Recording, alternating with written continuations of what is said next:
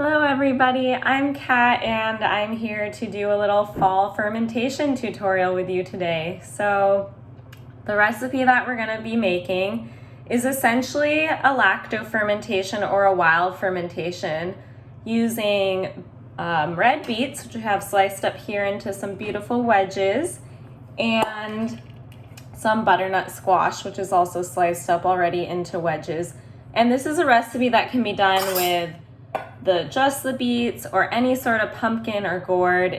Or any root really, whether that's celery root, radishes, turnips, anything, but it's a great way to use the fruits of the season. And we're going to give it a nice fall spice mix just to get the feeling of the cooler seasons and the warming spices that are really great to have in a ferment this time of year. So what I'm going to do is essentially a living pickle technique, which means we're going to do a lacto fermentation, but we have to prepare a saltwater brine because, as you can see, is something with sauerkraut, you would massage the juices out of your produce to create a natural brine and then ferment your produce in that. But something like beets or carrots or pumpkin or butternut squash doesn't have much naturally occurring water in it, so we're going to have to prepare an additional saltwater brine to essentially pickle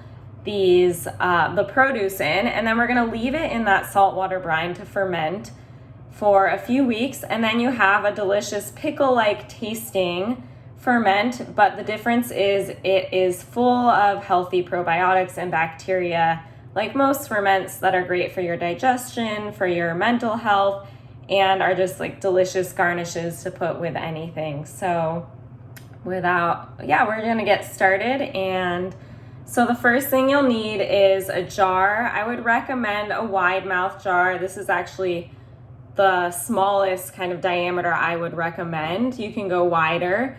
And something like a pop top jar is always great. So this type of jar, but if you don't have that, don't worry. I'm just gonna use what I have today. You don't need any fancy equipment. So just a jar. You're going to need whatever you wanna lacto ferment. So you're gonna have the beets. And right now I have the butternut squash as well. And then I just have the spices that I'm going to use. So today, since it is fall, I'm gonna do some fall spices. So I have cinnamon sticks. I have about 3 cinnamon sticks here. I have some really nice green cardamom pods, super aromatic. And then I just have about 6 or 7 cloves. So this is kind of my little spice mix here. I don't know if you can see it, but yeah, that's kind of the spices of choice. And then I have peeled the butternut squash, and I have some of the outside peel with me that will jumpstart the lacto ferment. And you'll notice on the beets that I did leave, let's find an outside piece, I did leave the actual peel on, so I washed them. But when we lacto ferment, we are basically using the naturally occurring yeast and bacteria on the outside that already exist on the outside of the fruits or vegetables that we're fermenting. So it's in our best interest to leave on the skins if we can, because that's going to just ensure that our ferment kind of jump starts and becomes very active. So, and the last thing I have is salt. So I am going to have to make, like I said, a saltwater brine. So I have my salt and my water, which I'm going to combine and basically create a saltwater solution. And this is what everything is going to ferment in. One thing to remember with your salt, what I have here is a fine sea salt. But you can use something like Himalayan salt as well. Sea salt, Himalayan salt, or non-iodized salt, a mineral salt is always best. So iodine can actually, and any other thing that's added to salt can actually inhibit your fermentation. So you want to make sure that you're using a high quality mineral salt. And yes, basically when we ferment, we're making the nutrients of the fruits and vegetables more bioavailable to our bodies. So if we have a salt that's inhibiting the fermentation, we're not going to unlock as much access to those really great nutrients that we get, even if we do have success in our fermentation. So the first thing we'll do is prepare the saltwater brine. So right now I've measured out for about a liter of water, you want a 5% saltwater solution for lacto fermentation. So if you had a liter of water, that would be about 50 grams of salt. Or what you can do, I usually use the rule of thumb, about 2 to 3 tablespoons of salt per liter of water. And you want to dissolve your salt into the water. So I've already measured everything out. I have about 2 liters of water here. This is probably way more than I need, but always good to over prepare. So I'm just gonna dump the salt into the water. And then I just take a spoon and I'm stirring it. I know you can't see the whole thing, but I'm essentially stirring it until all the salt dissolves into the water. So the water will look cloudy and that's fine. There may be a little bit left at the bottom. That's also totally fine. It will eventually dissolve, but I'll mix it around. Now I've got my saltwater solution prepared. The next step is we're going to be packing the beets and butternut squash into this jar pretty tightly. Essentially, our goal is to make sure everything is really tightly packed so that when we pour in the water, nothing floats up. This is something you need to be aware of. The spices, these little cardamom pieces and the cloves, they will float up. So I recommend actually adding these at the very bottom of your jar. So I'm just gonna go ahead and I pour them into the bottom of the jar. That way I'll pack everything in and I won't have to worry about anything floating to the top, getting moldy. So yeah, I just kind of lay my cinnamon sticks in. Of course, this is ideally you want everything to look beautiful and standing up straight, but as you start to put things in, you'll notice I'm already having the issue. Maybe I'll put these in later. Everything will kind of start to fall over and that's okay. So I'm just gonna go ahead and start putting my beets in. I'm basically just standing them up next to each other as best as I can, filling in a layer at a time.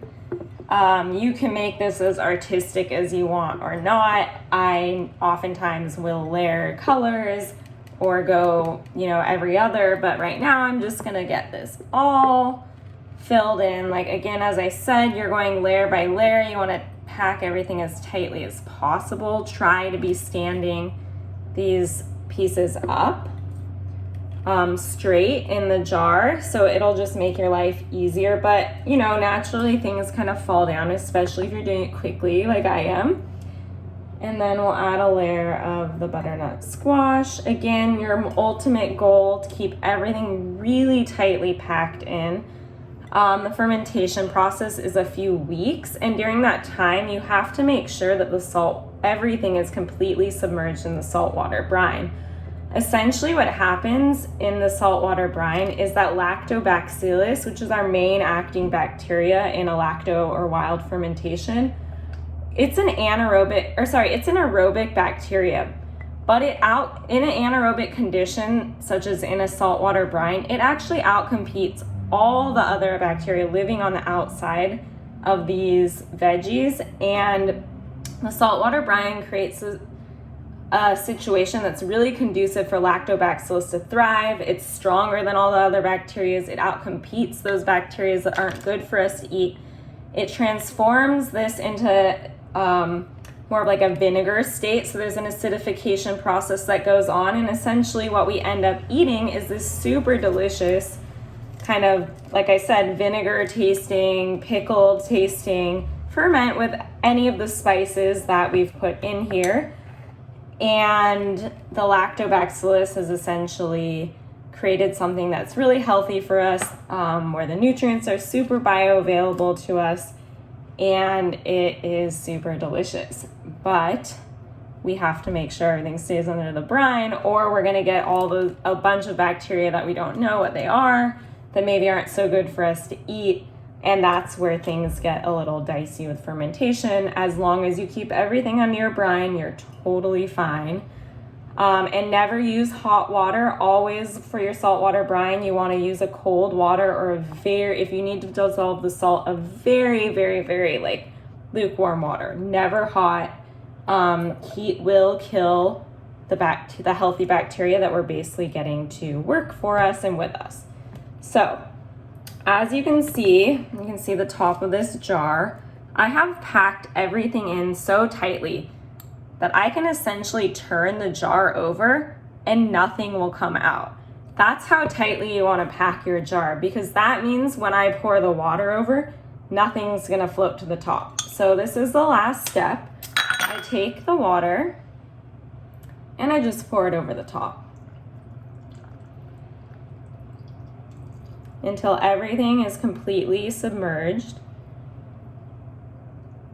There's no space at the top. Everything's under the water.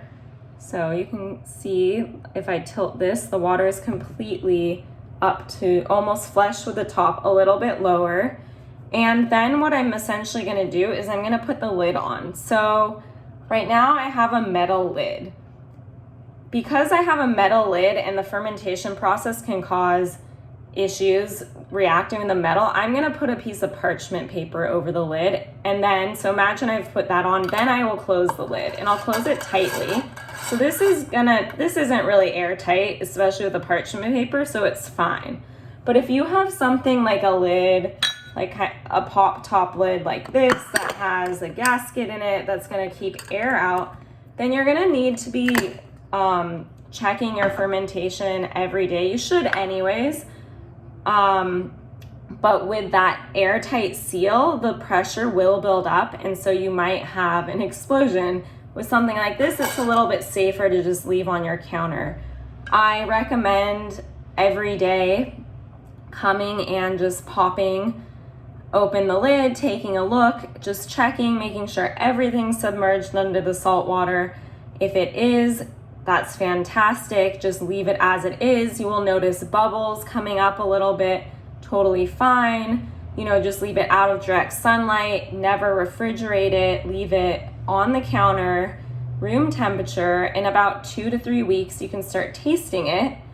And depending on how you like your ferment, it will be about in 2 weeks, definitely fermented. So you can start eating out of it. And if you want to let it go longer, just leave it room temperature out and take from it with a clean fork. If you want to refrigerate it and stop it right where it is, that's great too. Just end your fermentation right there, stick it in the fridge and enjoy it. Yeah, one other thing you can do, so I've taken the skins off the butternut squash because I'm going to use them, probably crisp them later in the oven. But if you were to take the skins off the beet and your butternut squash, I would recommend putting a few pieces of this in here just to kind of activate that fermentation. And yeah, I would say this is a beautiful fall ferment. We have cardamom, cinnamon, and cloves in it. It's going to be delicious. It's going to be ready in a few weeks. It will be great. Something you could eat on, for example, oatmeal. You can put it on Greek yogurt. You could put it on the side of any dish, really. You could put it on the side of some spiced rice or meat or fish. So however you want to enjoy it, it will have a little bit of a tangy pickle with that sweetness of the spices. If you're interested in learning more about fermentation, I have a simple ebook available. So if you go to the link in my bio here at the Yara Resilience Institute, you will find the link to the fermentation ebook. It's the basics of lactofermentation, which walks you through what it means, step by step, how to do it, and some fun recipes, including this one. And then I highly recommend some great books as well. I have The Art of Fermentation by Sandor Katz. This is a fantastic, Bible of fermentation, has everything you could ever imagine. I have his other book called Wild Fermentation. So this is a ton of recipes and is super simple and easy to follow. Then if you want to get more complicated and do some crazy stuff, the Noma Guide to Fermentation is fantastic. I saw Renee Redzepi and David Zilbert speak about this book, and it's super inspiring and you really feel it in the pages. And then if you want to learn about the mind-gut connection and the impact of fermentation on your gut and mental health, I highly recommend this book, The Mind-Gut Connection by Dr. Emran Meyer. And finally, please reach out if you want to schedule any tutorials, online workshops, or small in-person gatherings. I am a huge fermentation nerd. Yarrow Resilience is all about fermentation, herbalism, reconnecting with skills and tools for natural and resilient living. So reach out, share your experience, and yeah, we'd love to hear from you. Also, check out our blog for more recipes, and thank you so much for joining me for this beautiful fall ferment. Have a great rest of your